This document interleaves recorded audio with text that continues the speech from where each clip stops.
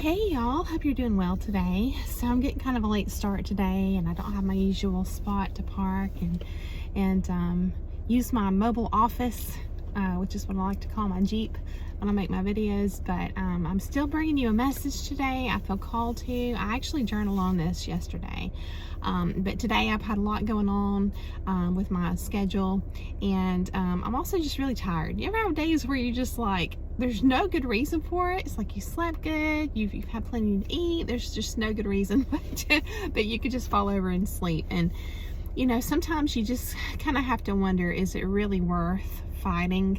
You know what I mean? It's like, are you better off just giving in and just taking a nap if your body's just screaming at you for it? But then again, you may be like me and know that if you do give in and take a nap, then you're not going to sleep at night. So I've just kind of been fighting that, and you know, I'm hoping that even through my sleepiness, despite my coffee, despite my partial caffeine pill, I try to be conservative, but still I've had plenty. But despite all that, I'm really hoping that I can give you guys a great message today. So I want to talk to you about idealization, and specifically with regards to acceptance and non-resistance. Okay, so we're gonna talk about how we are conditioned to imagine and furthermore hope for some utopian experience in our life. Okay, and we're going to talk about why do we do this. Okay, first of all, I think a lot of us can acknowledge that, you know, growing up with some of these fairy tale cartoons that we're exposed to, they're overly amplified in the whole fairy tale aspect. You know what I mean? And then of course you have movies too that are overly romanticized. It's like all these things are out of balance with reality, right? They're just overdone, you might say. And then of course music, my God, it's like we all walk around like you know, we've got everything in check. We've got our emotions in check and our logics, you know, where it needs to be. And then to listen to some of the most popular music in our time, it's kind of like surprising to see how that energy in the really popular music doesn't really seem to match where we are with at least feeling like we're very balanced logically and emotionally. You know what I'm saying? So it's like I feel like all these things really affect us. And I think that sometimes, and it's not just as a kid, I think definitely as a kid, but I think also as an adult, truthfully, just the things that we just expose ourselves to. You know, and the Bible talks about that we're supposed to be paying attention to the things that we allow into our minds, because sometimes things can be subtly planted in our minds like a seed, right? And we don't even realize that somewhere back here in the back of our psyche, you know, that seed's growing. And as it's growing, it's coming down. You might, you know, envision or imagine roots coming down and taking, like anchoring into our heart, taking root into our heart. Okay. And then before we know it, we are operating unconsciously from those roots, you know, from those influences that we thought that we were, you know, bigger than, stronger than, and not swayed by, when really we were swayed by these things on some level. You see what I'm saying? I think that we can all kind of acknowledge that. Again, movies and music, how those things are just so over the top sometimes with the romanticizing and just overinflating reality. But you know, there's another reason too that we can find ourselves in our adult life just kind of living from this state of hopefulness, right? And I'm not saying hope is bad. I'm certainly not. But I just want us to examine this closely and be sure that we are not setting ourselves up for disappointment and heartbreak and things like that, right? So another reason that we might find ourselves just hoping for some utopian experience in life, right, would be if you grew up in an overly stressful or oppressive environment. you may have developed the tendency to escape mentally. And when I say escape mentally, I just want to go ahead and take this moment here, and I want to pause and point out the fact that just like most things when we're discussing psychology, and just the human mind and the human existence and experience here, I feel like these things exist on a spectrum, okay? So I think that there are people who just have chosen consciously at some point to dive 100% into a life of, I guess, what they call escapism, and it's the total exclusion of considering their family's well-being and even their own well-being sometimes, just total risk takers, and people who are living, some very wild lifestyles and things like that. So that's not what I'm talking about when I'm talking about imagination and escaping mentally. I'm not talking about that. And I'm also not talking about people who are delusional and don't know what reality really is. You know what I'm saying? I feel like those are the extreme ends of the spectrum. What I'm talking about is more like, maybe some of you can relate. Those of us who, for whatever reason, at whatever point in our life, and it may have started in your childhood, it may have started during a trying time at any point in your life, where we've come kind of face to face with the darkness, you might say, and it's just so hard to digest that it's easier to just not even want to look at it. And I think that we have this tendency, especially so in our childhood. That's why I brought that up through the lens of childhood, because I think that children truly are limited with their resources for help, to feel like they're not facing something like this, a situation or family dynamic like this alone. So I think that children especially feel like, even if it's not a conscious thought process, I think that they're like, well, what else can I do? If I'm, if I was born into this very oppressive family, and I've got to survive. You know what I mean? It's like, how do I deal with this? And a lot of kids, I think, just escape, and they escape by just, digging their noses in books, and they just really become like a book nerd, and, just any kind of creativity usually is a great outlet for imagination, which helps one to escape harsh reality, right? So that's certainly something that can put an oppressive family, or just a really challenging environment that one doesn't have another option to leave. Escaping through the imagination is certainly something that that can happen, and that can take root, and then unconsciously operate through this paradigm within us that we don't even realize that we have. Okay, and here's the sign, okay, that you may be operating through, unconsciously so, okay, operating through a paradigm that doesn't match reality, and therefore it's always going to set you up for disappointment.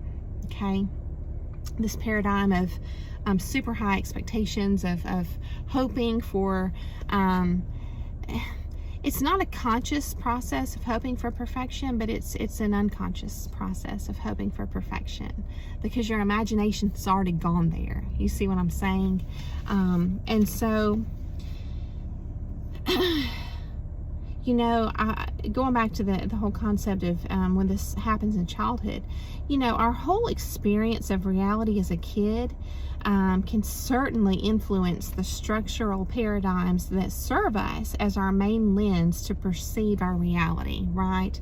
And this is why when these paradigms form, it just happens. It's not a conscious process that we intend to happen. It just happens. It's part of developing our psyche. And so this is why escapism in this way, or living more with your head in the clouds, or more from imagination, can take root and continue subtly and unidentified throughout our adulthood. Okay, you may consider yourself, a lot of terms that are related to people who operate this way, consciously or unconsciously, would be artistic, creative, a dreamer. I'm thinking about the Beatles song, you may say that I'm a dreamer, but I'm not the only one. I hope one day you'll join us and the world can live as one. It's a beautiful song, Imagine, by John Lennon, right? And so, at some point in your life, being a dreamer, being someone who just fully embraces imagination and daydreams a lot, at some point in our life, this may serve us well,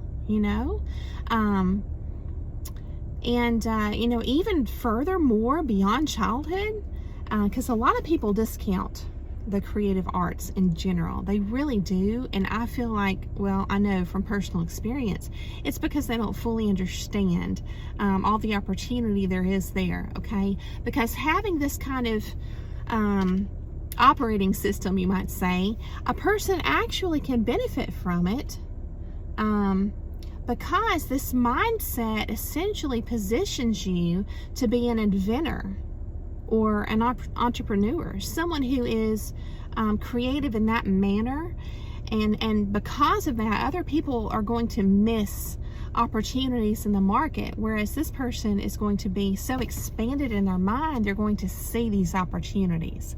So I can tell you for sure that this can serve you well in life, right? If it's embraced. It reminds me of the new channel I found that I've shared with you all, Caroline Miss. I hope I'm saying her last name properly, M-Y-S-S. And she talks about archetypes a lot.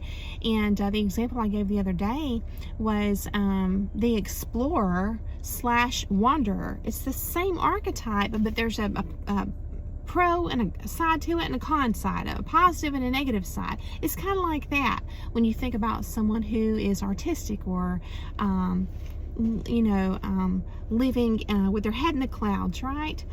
There's certainly pros, but there can be cons, and the only reason I want to have this discussion today focused on those cons is I just want us to sharpen our discernment to be able to recognize these tendencies within ourselves so that we are making sure that we're in balance and that we are content. We're able to be content with reality, because reality is not perfect. We know this, right? Sometimes it just helps to hear it. Reality is never going to achieve this level of being utopia in this existence, right? And so, like, consistently anyway. So we just need to make sure that we are staying on top of that in our minds, okay? But yes, one benefit is just simply that you have been conditioned through hardships usually to stretch your mind. You can do it, whereas other people aren't used to it. They're more rigid in their way of, and limiting in their way of thinking. So there is a benefit to it, but it can also be detrimental, not just bad, but just flat out detrimental, truthfully, on the opposite side of the spectrum, where you're operating from the mindset of, with God, all things are possible, right? And I'm not saying that's not true. I do think it's true. But this is where we're sharpening our discernment today. Okay, that's what we're doing. We're fine-tuning it. We're not looking at all of these things that I'm bringing up in a black and white way. Okay, all or nothing kind of lens. We're trying to just, fine-tune our discernment, picking through these concepts just little by little. You see what I'm saying? To bring ourselves more contentment, because who doesn't want to be more content? That's a good thing, and to just embrace peace. So when you're living with this all things are possible mindset 24/7, it's not a bad thing unless there's an expectation attached to it, in which reality's gonna likely miss the mark all the time. And more than that, because we kind of know, on some level, we kind of know that, life's not perfect, consciously. And that keeps us in check. But when you are a very hopeful person, it's hard for other people to meet you there, isn't it? And that right there can put you in a place of feeling very lonely. sometimes, especially during certain seasons in your life, okay? So it's kind of like one thing to think about is, why aren't others capable of meeting you there, in that place of hope, right? Sustained hope. To answer simply, I would say it's just simply that their life experiences just didn't form the same or similar paradigm in their formative years like yours did. Okay?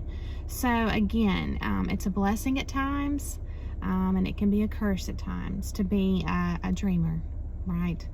Someone who's just very hopeful all the time, to literally live by faith. And so let's just take a look at that, okay? I've mentioned before about adjusting our expectations, and I think that's crucial, to accept the fact that through this ability that first sprouted as a coping mechanism, was planted because of trying times, it ultimately served you well by breaking those mental barriers that imprison others, okay? And if you're fortunate enough to have had this quality produce some beautiful and unique fruit in your life, then ultimately it just strengthens it. You know, it truly can serve you well to have this hopeful heart and open and expanded mindset. It can serve you well. But again, there's not many people that I've found that will meet you there, you know. So how can we feel peace with this? How can we truly just find contentment with this, okay? Because a lot of people are just going to live their whole lives feeling like they're being realistic, when in reality they're just void of hope. Totally. And they view these grand things that happen to other people as just luck, or they can't understand that a person can achieve something wonderful on their own. They think that the only way that happens is through some kind of unethical way. It's just like some people are literally not even able to perceive how faith can work in a person's life when they truly are expanded in that way in their mind and heart. Okay? And remember, the Bible says that faith without works without actions, without works, is dead. So you got to put your part into, right? You can't just sit there and hope it's going to fall in your lap. That's not how it works. But there's a lot of people that will stay void of hope forever, unfortunately. So the first thing is to truly accept that people are different. Period. And I mean, like, truly accept it. Like, take it down in here, let it take root, and cry it out, whatever you need to do. But just, you know, come to terms with it, come to grips with it, you know. And no matter how much you want to believe in some spiritual utopia, it's not going to be the case 24/7, 365, in every situation and in every environment, right? Even in the Bible, all throughout, it's illustrated that there is an innate divide amongst humanity, okay? In our hearts in here, okay? It is what it is. It is what it is. And, you know, a lot of us, just like that song I mentioned, you know, Imagine with John Lennon, a lot of us just want to believe in this, you know, beautiful, peaceful utopia that all of humanity can enjoy and be a part of, in this unity, you know what I mean? But it's just, we have to come to terms with the fact that it's just not realistic, you know? It is what it is. Secondly, during the times that are tough in our lives, right? Because though you see the potential in a circumstance or situation, or like even when dealing with another person in a friendship or relationship, it's ultimately out of our hands. Okay? We have to accept that. We have to sit back, accept it, and consider it an opportunity. If we look at situations and experiences that don't meet the mark, like, we see what's possible. We can see what's possible. But because of whatever, the other person's unwillingness to see it too, or whatever it is, if it doesn't, you know, hit the mark, then we have to, instead of just sinking into depression about it and being sad and just wringing our hands, I think that's a kind of a weird term, isn't it? We got to look into the background of some of these things. Maybe we'll do that one day. But instead of just, getting all hurt about it, it's like, why not look at this as an opportunity, okay? And here's what I mean. An opportunity to expand even more. Because if you've lived your life through a paradigm that has been very hopeful, very creative and imaginative, and where you've lived already more expanded than what seems like a lot of people that you've come in contact to in life, then you have to be careful with that, because you can if it served you well, humility is important. Humility is important, and that's part of our experience here, I believe, is to constantly to be shown that there's more. There's always going to be more, because we're not God. You know what I mean? You could say, as far as the Trinity and collectively, we're certainly a part of God, right? We could take that in a whole nother direction and just expand on that forever, but but like I'm just saying, in totality, you know what I mean? So my point is, there's always room to learn and grow. Always, always, always. And so if we just understand that, disappointing times in our lives truly are opportunities to learn and grow, it's going to help us, okay? So what we can do also is look at nature as our teacher, okay? Being able to see a glimpse of God's design through it. We see that sometimes failure is written in the stars. Okay, here's what I mean. Let me give you some examples. So my mom, growing up, she had several fish tanks, and sometimes at one time. And it was really cool to enjoy as a kid growing up. And sometimes I'm trying to remember the name of these fish. I think it was a pair of blue gouramis. I think they were called gouramis. I'm probably totally butchering that name. I'll have to look it up online. Because sharing the specifics on this was just a spur of the moment decision just now. So I think they're called gouramis, but they're really cool looking little fish. And but they had babies. They had baby fish. And so growing up as a kid, this was just really cool to just see the process of how they would swim around each other like in this magical dance in the water, and the eggs would be released. It was just really cool. And but another lesson was that with some fish, I don't know if it's all fish or some fish, I'm not a fish expert by any means, but sometimes you have to pull those babies away from the parent fish, because they'll eat them. And so which led me to Google. Apparently there are animals that do that eat their young, and there are animals that die after giving birth, like it's guaranteed, not like sometimes like can happen to any living being, right? I'm talking about it's guaranteed. There's certain species, when they give birth, they're gonna die. They either die right then or like a week or two after. I'll give you guys some examples. The praying mantis, I didn't know this. Salmon, I don't know if you say it salmon or salmon, or but yeah, those fish. And then some octopuses, right?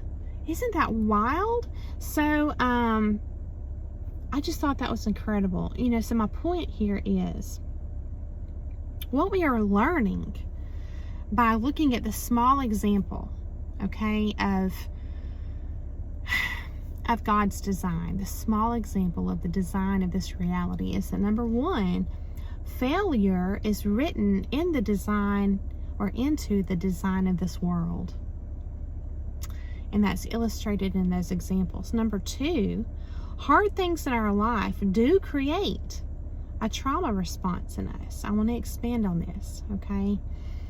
And this is where we can lessen that going forward if we just adjust our expectations, right? We kind of just start to kind of slowly peel off layers of this this old coping mechanism that formed in us, possibly in our childhood, where we just went into this overly inflated hopeful state and dreamlike state, where it just makes it a shock to your system when things are are the opposite in your life. Things are hard. It's like we're trying to lessen future trauma responses. You see what I'm saying? We're just trying to get in balance here. But we do need to acknowledge that trauma responses are a real thing. Okay? And even though we may not have been able to identify with the concept of fight or flight, we may have heard of it and thought, well, I've never been that way. I've never had the tendency to just, throw punches and get mad or just run off, But what if, consider this, what if it can manifest not only overtly and physically, materially, but also, and outwardly, but also internally in our minds, this fight or flight response? What if it did at some point in our life, or even repetitively still is doing this to some of us within our own psyche? It's something to think about. We're trying to recognize these things that have power over us, that are very influential within our minds and hearts, so that we can identify them and correct them and heal, and learn and grow. That's what we're trying to do. Okay. So if something like that manifests internally in our minds and hearts, it would mean that we're running away, fight or flight, right, from hurtful things. And remember, as a kid, if you don't have resources, what else can you do? You can't actually physically run away, so you can run away in your mind to a daydream, to some books, whatever it is. And then as we grow up, it can help you to be great academically, to succeed in life, but yet it may put you in a place where you are very vulnerable because you're naive to the harshness of reality. It's kind of like you wind up sheltering yourself through this process of coping by daydreaming and being imaginative, and then you have like shock after shock after shock of the harshness of reality. You see what I'm saying? So we can unconsciously set ourselves up to deny the yin, you might say, the yin aspect of life, or the darkness, right? Because we didn't want to see it. It just didn't even fit within our paradigm, so it's like we didn't even recognize it. Remember, you have to believe or understand that something exists to even be able to recognize it in your life, in your reality. Something can be right in front of you, but if you haven't been taught that it exists, you can miss it completely. Okay, and that's what makes you vulnerable. That's what people who operate in the darkness are looking for. I feel like probably first and foremost is somebody who doesn't even believe that people can be dark, that people can do bad things. You know what I mean? That seems like that would be an easy target, unfortunately, in this reality. But having this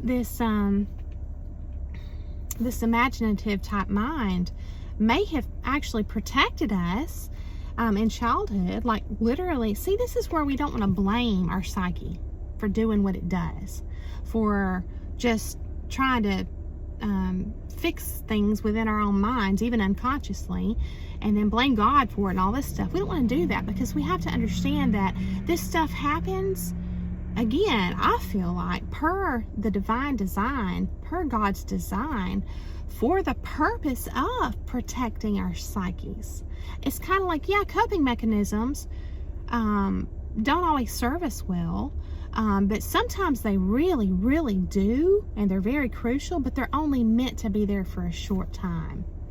Okay, just passing through during a short, trying, challenging time in your life, and then you're meant to grow beyond that. But what can happen is we get comfortable there unconsciously, and then we're still operating that way and we don't even realize it. Okay, and what happens is it can set us up for disappointment again and again. Okay, and I want to remind us too all that, the Bible doesn't say to overcome the darkness, but to resist it. Okay, we must accept that the darkness is a part of our reality. And then the last thing I want to share with you all, I know I'm getting close to the 30 minutes, is, I'm reading through this book right here, right now, The Inner Tradition of Yoga. It's really interesting. There's a lot of philosophical concepts in here that are beneficial no matter what your spiritual beliefs, in my opinion.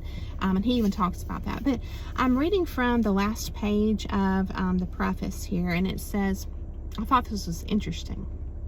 He says, in this new edition, I've edited any areas where I've idealized a liberation that's free from the suffering of being human. There is no way beyond this human life. And so it really does come down to non-resistance. It really does come down to acceptance and getting real with ourselves, learning to recognize old coping mechanisms, the traces of those that may still be operating in our psyche somewhere, and then just working through that, okay? And then I want to expand here and just read this paragraph. It says, yoga is a practice that helps us be more present with the actual fluid life we are living right now. Yoga is a practice of being intimate with moment-to-moment reality without holding on. Since being alive in this way teaches us that our actions have an echo, we begin to see that how we speak, move our body, and use our minds is both a gift and a responsibility.